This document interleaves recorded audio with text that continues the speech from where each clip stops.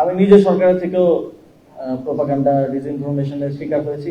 গণমাধ্যম বিষয় সংস্কার কমিশন সেটাতে হাত দেয় নেই এই একটা কারণেই। আমি ভিতর থেকে দেখেছি যে জাস্ট সেন্সিটিভ ম্যাটার, এটাতে হাত দিলে আমাদের সম্পাদকরা, আমাদের সংবাদ মাধ্যমগুলোর মালিকরা তারা রাগ করবে, তারা খেপে যাবে, সরকারের বিরুদ্ধে চলে যেতে পারে।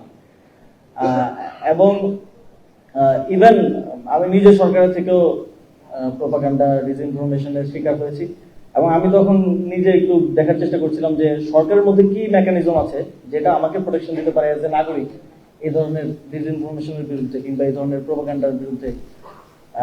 তো দেখতে গিয়ে দেখলাম যে আসলে খুব একটা কাঠামোগত কিছু নাই যেটা আমাকে প্রোটেকশন দিতে পারে।